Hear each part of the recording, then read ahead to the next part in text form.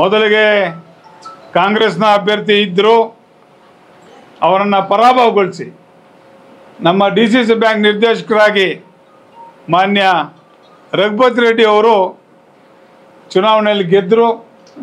ತದನಂತರ ಈ ಎರಡೂ ಕ್ಷೇತ್ರನ ಜೈಬೇರಿ ಬಾರಿಸಿದ್ದೀವಿ ಅಂತಂದರೆ ನಿಜಕ್ಕೂ ಕೂಡ ಇದರ ಒಂದು ಫಲ ಮತ್ತು ಇದಕ್ಕೆ ಕಾರಣರಾದಂಥವರು ನಮ್ಮ DCC ಬ್ಯಾಂಕ್ ಡೆಲಿಗೇಟ್ಸು ಮತ್ತು ನಮ್ಮ ಏನು ಹಾಲು ಒಕ್ಕೂಟದ ಇವರು ಡೆಲಿಗೇಟ್ಸು, ಇವರು ಮತ್ತು ನಮ್ಮ ಪಕ್ಷದ ನಾಯಕರು ಕಾರ್ಯಕರ್ತರು ಕಾರಣ ಅಂತ ಹೇಳಿದ್ರೆ ತಪ್ಪಾಗಲಾರದು.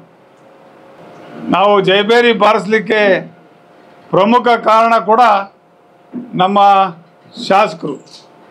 ಶಾಸಕರ ಅನುಪಸ್ಥಿತಿಯಲ್ಲಿ ಈ ಪತ್ರಿಕಾಗೋಷ್ಠಿ ನಡೆಸ್ತಾ ಇರೋದಕ್ಕೆ ಕಾರಣ ಏನು ಅಂತಂದರೆ, ಈಗಾಗಲೇ ನಮ್ಮ ಪ್ರತಿಸ್ಪರ್ಧಿ ಪತ್ರಿಕಾಗೋಷ್ಠಿ ನಡೆಸಿದ್ರು, ಅದರ ವಿಚಾರವಾಗಿ ನಾವು ಮಾಡಲೇಬೇಕಾಗಿದೆ. ಶಾಸಕರು ಬಂದ ನಂತರ ಮತ್ತೆ ಇನ್ನೊಂದು ಪತ್ರಿಕಾಗೋಷ್ಠಿಯನ್ನು ನಾವು ಮಾಡ್ತೀವಿ. ನಮ್ಮ ಶಾಸಕರು ಯಾವುದೇ ಚುನಾವಣೆ ಇರಲಿ, ಸಣ್ಣದಿರಲಿ ದೊಡ್ಡದಿರಲಿ, ಗಂಭೀರವಾಗಿ ತಗೊಂಡು ಅತಿ ಹೆಚ್ಚಿನ ಮುತುವರ್ಜಿ ವಹಿಸಿ ಗೆಲ್ಲಿಸ್ಕೊಂಡು ಬರ್ತಾ ಇದ್ದಾರೆ. DCC ಬ್ಯಾಂಕ್ ಚುನಾವಣೆಯಲ್ಲಿ ಭಾಳ ಸೀರಿಯಸ್ ಆಗಿ ತಗೊಂಡಿದ್ರು, ಕೋಮಲ್ ಚುನಾವಣೆಯಲ್ಲೂ ಕೂಡ ಭಾಳ ಸೀರಿಯಸ್ ಆಗಿ ತಗೊಂಡಿದ್ರು. ಹಾಗಾಗಿ ಏನು ಗೆಲುವಿಗೆ ತಮ್ಮ ಪೂರ್ತಿ ಸಮರ್ಪಣೆಯನ್ನು ಅರ್ಪಿಸ್ಕೊಂಡಿದ್ರು, ಶಾಸಕರಿಗೂ ಕೂಡ ನಾವು ನಮ್ಮ ಪರವಾಗಿ ಕೃತಜ್ಞತೆಗಳನ್ನು ಸಲ್ಲಿಸ್ತಾ ಇದ್ದೀವಿ.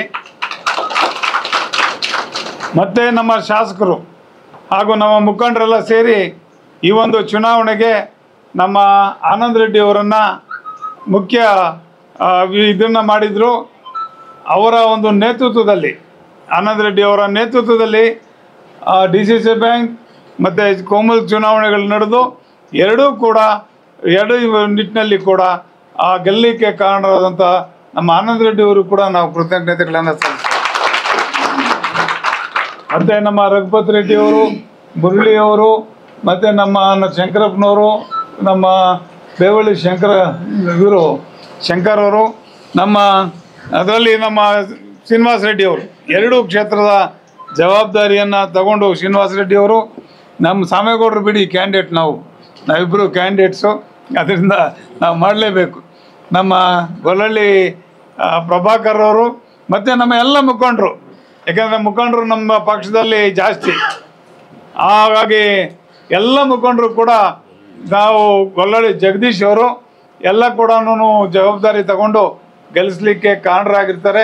ಇವರೆಲ್ಲರಿಗೂ ಮತ್ತು ಕಾರ್ಯಕರ್ತರಿಗೂ ಕೂಡ ನಾನು ಕೃತಜ್ಞತೆಗಳನ್ನು ತಿಳಿಸ್ತಾ ಇದ್ದೀನಿ.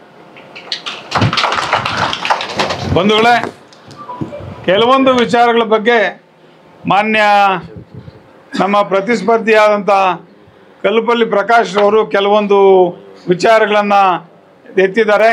ಅದರ ಬಗ್ಗೆ ತಮಗೆ ಸ್ಪಷ್ಟೀಕರಣ ಕೊಡೋದಕ್ಕೆ ಇಚ್ಛೆ ಪಡ್ತಾ ಇದ್ದೀನಿ. ಮೊದಲನೇದಾಗಿ ಏನು ಅಂತಂದರೆ, ನಾನು ಈಗಾಗಲೇ ಇದು 4ನೇ ಬಾರಿ ನಿರ್ದೇಶನ ಆಗಿರ್ತಕ್ಕಂಥದ್ದು, ಹೊಸದಾಗಿ ನಾನು ನಿರ್ದೇಶನ ಆಗ್ತಾ ಇಲ್ಲ.